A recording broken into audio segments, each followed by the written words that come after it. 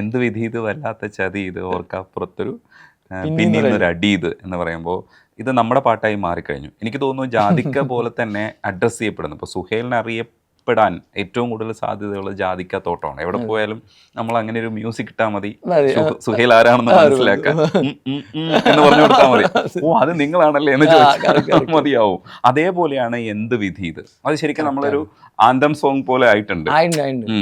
ഞാൻ കഴിഞ്ഞ ദിവസം ഞാൻ ആരും കൊണ്ടപ്പോൾ എൻ്റെ അടുത്ത് പറഞ്ഞിങ്ങനെ ഒരു പുള്ളിക്കാരൻ എന്നെ പറഞ്ഞു ഇങ്ങനെ എൻ്റെ മോള് ഇതുപോലെ എന്ത് ഇപ്പം വാങ്ങിച്ചു കൊടുത്തില്ലെങ്കിലും അല്ലെങ്കിൽ എന്തെങ്കിലും കിട്ടിയില്ലെങ്കിലൊക്കെ ഒരു 6ാം ക്ലാസ് 7ാം ക്ലാസ്സിലുള്ള കുട്ടി ഇങ്ങനെ അപ്പം തന്നെ പാടും ഇത് എന്ത് വിധി ഇത് എന്ന് പറഞ്ഞ പാടും അച്ഛനെ കളിയാക്കാൻ വേണ്ടിയിട്ട് സർക്കാസം പോലെ.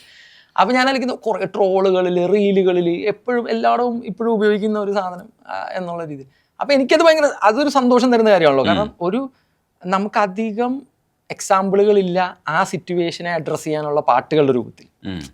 അങ്ങനത്തെ ഒരു ഓക്വേർഡ് സ്ഥലം. അപ്പം അതിന് പറ്റുന്ന ഒരു വരി എഴുതി അതിനൊരു മ്യൂസിക് ആക്കി അതിനെ പോപ്പുലർ ആക്കാൻ കഴിഞ്ഞു എന്നുള്ളത് ഭയങ്കര സന്തോഷം തരും.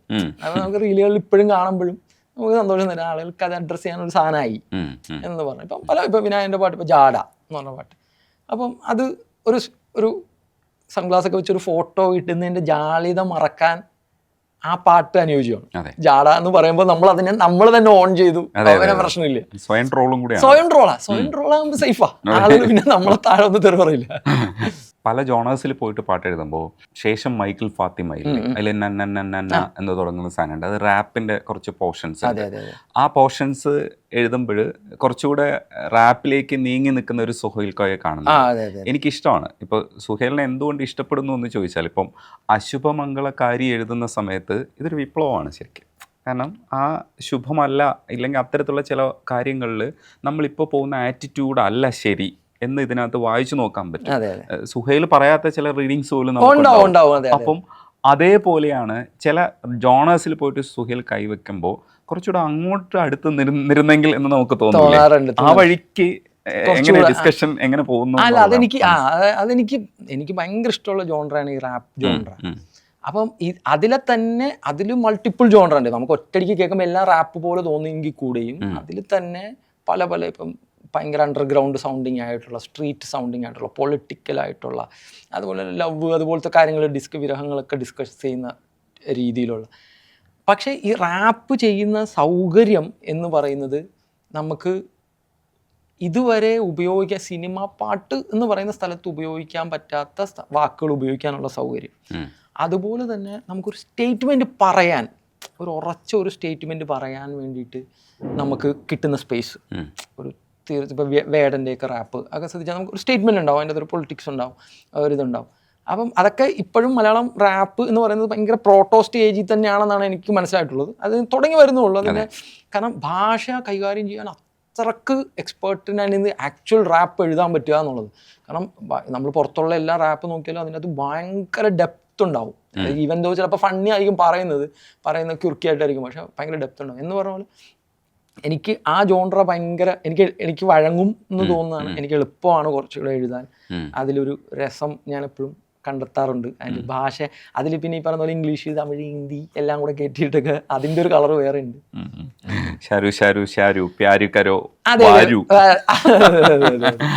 ആ പാട്ട് ശരിക്കും സുഹൈൽ ഡീകോഡ് ചെയ്യുന്നത് എനിക്ക് ഇഷ്ടമാണ് കേൾക്കാൻ. കാരണം എന്താണെന്നറിയാമോ, ഈ വരികൾ ഏതൊക്കെയാണ്, വാക്കുകൾ ഏതൊക്കെയാണെന്നുള്ളത് നമ്മൾ കാണാതെ പഠിച്ചാൽ പോലും കിട്ടില്ല. ഈ പുറത്തൊക്കെ റാപ്പേഴ്സിനെ കൊണ്ടുവന്നിട്ട് ഡീകോഡ് ചെയ്യും. ഇന്നത് ഡീകോഡ് ചെയ്തിട്ട് പോയാൽ മതി എന്ന് പറയാം. ശാരു ഒന്ന് ഡീകോഡ് ചെയ്യുമോ? ഞാൻ വിചാരിക്കുന്ന ഒരു പെണ്ണിന്റെ പുറകെ ഒരു ക്യാമ്പസിലെ സാറ് മുതൽ കുട്ടി, അവിടുത്തെ സ്റ്റുഡൻറ്റ്, കൂടെ പഠിക്കുന്ന കൊളീഗ്, സ്റ്റുഡൻസ്, ഇവരെല്ലാവരും പുറകെ നടക്കുകയാണ് ഈ പെണ്ണിൻ്റെ. അങ്ങനെ ഈ പെണ്ണത് കുറേയൊക്കെ ഒബ്ലിവിയസ് ആണ്, പുള്ളിക്കാരിക്ക് വേറൊരു പ്രണയമുണ്ട്. അപ്പം അങ്ങനത്തെ ഒരിതാണ്. അപ്പം എല്ലാവരും പറയുന്നതാണ്, ഷാരൂഖ് നീ ഒന്ന് പ്യാർ കറും, നീ സ്നേഹിച്ചു തുടങ്ങും എന്നൊക്കെ ഉള്ള ഒരു സ്ഥലം. അപ്പം ഞാൻ പറഞ്ഞു അതിനൊരു നമ്മുടെ ഇവിടുത്തെ അതിഥി തൊഴിലാളികൾ ഉപയോഗിക്കുന്ന ഒരു മലയാളമുണ്ട്. അപ്പം എനിക്കത് ഭയങ്കര രസമായിട്ടുണ്ട്. അപ്പം ചോറ് കൊണ്ടുപോകുമ്പോൾ അവർ തൂക്കിടാലോ, തൂക്ക് ഇങ്ങോട്ട് കൊണ്ടുപോവാ എന്ന് പറയുന്നത്. അപ്പം ജ്യാദാ പാത്രം ഹേ, ഇങ്ങനെ അങ്ങനെ മലയാളമാണ് നമുക്ക് മനസ്സിലായോ ചെയ്തു. ഹിന്ദിയാണ്. അപ്പം അവരോട് നമ്മൾ കോൺവേഴ്സ് ചെയ്യുന്ന ഒരു പൊട്ട ഹിന്ദിയുണ്ട്. നമ്മൾ ബാർബർ ഷോപ്പിൽ പോയി കഴിയുമ്പോൾ ചായക്കടയിൽ പോയി കഴിയുമ്പോഴൊക്കെ നമ്മൾ കോൺവേഴ്സ് എന്നിട്ട് നമ്മൾ വിചാരിക്കുന്നത് ഷോർട്ട് കരോ മീശോടാ. അപ്പൊ ഇത് പറഞ്ഞിട്ട് നമ്മൾ വിചാരിച്ചു നമ്മൾ ഹിന്ദി പറഞ്ഞു, അവന് മനസ്സിലായി, അവൻ വിചാരിക്കുന്നത് ഇതേത് ഭാഷ എന്നാണ് അവൻ വിചാരിക്കുന്നത്. അപ്പൊ ഇതുപോലത്തെ ഒരു ഭാഷ അതാണ് ഷാരൂഖിന്റെ സാധനം. അപ്പം വരികളൊന്ന് പറയൂ. ഷാരൂഖ് കോ നീന്ത് നഹി ആയി രേ, ഷാരൂഖ് കോ നീന്ത് നഹി ആയി രേ, പ്രേമ രോഗ് വാലെ സതായേ രേ, ഷാരൂഖ് കോ നീന്ത് നഹി ആയേ രേ. അപ്പൊ അങ്ങനെ പറയാം. അത് നമ്മൾ ഹിന്ദി തന്നെ വെക്കുന്നത്. ഷാരൂഖിന് ഉറക്കം വരുന്നില്ല, കാരണം പ്രണയരോഗികളെല്ലാം കൂടെ ശല്യം ചെയ്തുകൊണ്ടേയിരിക്കുന്നു ഒരു ഷാരൂഖാണ്. പിന്നെ ഞാൻ കോയി സ്കൂട്ടി പെ പുലാവോ ന ചലേ കാല് ബി, ആരെങ്കിലും എൻ്റെ സ്കൂട്ടി എടുത്തോണ്ട് പോവാ, എനിക്ക് നടക്കാൻ പറ്റുന്നില്ല, ചലേ കാല് ബി. അപ്പൊ കാല് എന്ന് പറയുന്നത് മാത്രം മലയാളം, കാല് ബി, സ്കൂട്ടി പെപ്പ് എന്ന് പറയുന്ന ഒരു സാധനം അവിടെ വരും. കൊയ് പിറ്റി എ ബുലാവോ ഞാൻ ചോടെ സാറ് ബി, സാറ് പോലും എന്നെ വിടുന്നില്ല, സാറും എൻ്റെ പുറകെയാണ്. അപ്പൊ പി ടി എ വിളിക്ക്, പി ടി എ വിളിച്ച് കൂട്ടിയിട്ട് പറഞ്ഞു കംപ്ലൈന്റ് പറ, സാറും പുറകെ വിടുന്നില്ല. കമരേമേ മുറിയിൽ, പിറകേമേ എൻ്റെ പുറകിൽ. അപ്പൊ കമര പിറക് ആ റാ സൗണ്ടിങ്ങൊക്കെ മാച്ച് ചെയ്യാൻ വേണ്ടി. അപ്പൊ കമരേമേ പിറകേമേ കോയി ലവ് ലെറ്റർ ലാവേ, എപ്പോഴും മുറിയിലാണേലും പുറത്താണേലും ഒക്കെ എൻ്റെ പുറകെ നടന്നുകൊണ്ട് ലവ് ലെറ്റർ ആരെങ്കിലും കൊണ്ട് തരുന്നു ഉള്ളൊരു സ്ഥലത്താണ്. അപ്പോൾ പിന്നെ ഷാരൂഖ് അതിൻ്റെ ഒരു ഹുക്കിലേയും വരുമ്പോൾ ഷാരൂഖ് തൂ പ്യാർ കർ ഷാരൂഖ് എന്ന് പറയുന്നത്, ഇൻകാർ മത്ത് മാറൂ തൂ പ്യാർ കർ ഷാരൂഖ്. അത് കഴിഞ്ഞിട്ട് ഞങ്ങളൊരു പോർഷൻ ഇൻകാർ മത്ത് ബാരോ, ഇൻകാർ മത്ത് കാരോ, കരു എന്നിനെ കാരു ആക്കി, എതിർക്കണ്ടല്ലേ നീ തൂ പ്യാർ കറു ഷാറു, നീ പ്രണയിക്കി.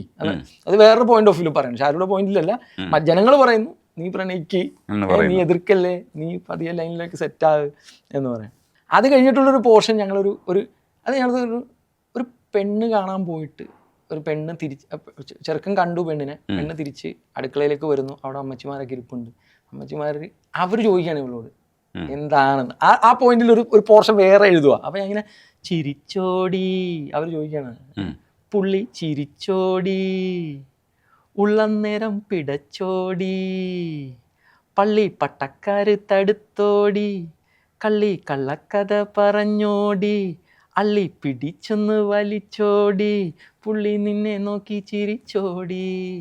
അപ്പൊ അപ്പൊ ആ പള്ളി, കള്ളി, അള്ളി, പുള്ളി എന്നൊക്കെ ഉള്ള വാക്കുകൾ ഉപയോഗിക്കാൻ വേണ്ടിയിട്ടുള്ള ഒരു സാധനം.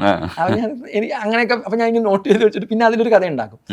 അപ്പൊ അങ്ങനെ ഒരു ഇതിട്ട് ഞാൻ പറഞ്ഞ ഇങ്ങനെ ഒരു പോർഷൻ, അപ്പൊ ജസ്റ്റ് പറഞ്ഞാൽ അത് ഇതിന്റെ ഇടയ്ക്ക് വെക്കാൻ നമുക്ക് ഇങ്ങനെ ഒരു കോറസ് പോലെ. അപ്പൊ അതങ്ങനെ വന്നിട്ട് പിന്നെ അതിനകത്ത് ഒരു ഈ ശല്യം ഞാൻ നടക്കുന്ന ഈ ഒരു ഇറിറ്റേഷൻ ആണല്ലോ, ഈ ഒരുത്തം പുറകെ നടക്കണം, അതൊരു ഇറിറ്റേഷൻ. അപ്പൊ നിനക്കെടുത്തേണ് തലക്കകത്തത് കീറ് വെക്കും കഥക്. അപ്പൊ നമ്മുടെ വീട്ടിലൊക്കെ ചില ഒരു കഥ കാണും, വിചാരി ഫുൾ ടൈം ഒച്ചയാ, നമുക്കൊരു ഇച്ചിരി എണ്ണ ഇട്ടാൽ മതി, പ്രശ്നം തീർന്ന്. പക്ഷേ നമ്മുടെ മടി കാരണം ഇത് ചെയ്യില്ല. അപ്പൊ അങ്ങനത്തെ ഒരു ശല്യം എന്നുവെച്ചാൽ ഞാൻ വിചാരിക്കുന്നത് അത് ടൂ മച്ച് അല്ല എന്ന് പറയണത്. ഭയങ്കര ഒരു പെണ്ണിന്റെ പുറകെ നടന്ന് അതൊരു സ്റ്റോക്കിങ് പോലെയും അതിന്റെ ഒരു റിസ്ക് ഫാക്ടറും എലിമിനേറ്റ് ചെയ്യണമല്ലോ. അപ്പൊ ആ ഫണ്ട് വെക്കണം. ഓക്കെ, ഒരു പരിധി വരെ ന്യൂസൻസ് ആണ്, എങ്കിൽ കുഴപ്പമില്ല, സഹിക്കാം എന്നുള്ളൊരു സ്ഥലം വേണമല്ലോ. അപ്പൊ അതൊരു കഥയാണ്. തനിച്ചിരിക്കുമ്പോ ചെവിക്കരികത്ത് പതുക്കെ മൂളണ കൊതുക്, അതും ഒരു ന്യൂസൻസ് ആണ്. അതിനപ്പുറത്തേക്കൊക്കെ നടിച്ചാൽ പോവും, അത്രേ ഉള്ളൂ എന്നുള്ളത്. പിടി കിട്ടാതുള്ളിലേറെ പല കാട്ടായങ്ങൾ ഉള്ളില്, തനി വട്ടാണെന്ന് തോന്നും ചെറു വെപ്രാളങ്ങൾ, അരികെ വന്ന് പിറകെ നിന്ന് വെറുപ്പിക്കുന്നെന്ന് ഉറപ്പിച്ച് ഷാരൂഖ് എന്ന് പറഞ്ഞത് തിരിച്ചു. Thank you. ഇത് ഇന്ന് ഇവിടെ അനാവൃതമായിരിക്കാൻ എല്ലാവരും അർത്ഥം പഠിച്ചോളാം. അതെ, എന്തൊരു സാഹസമാണിത്. അത് അടിപൊളിയല്ലേ.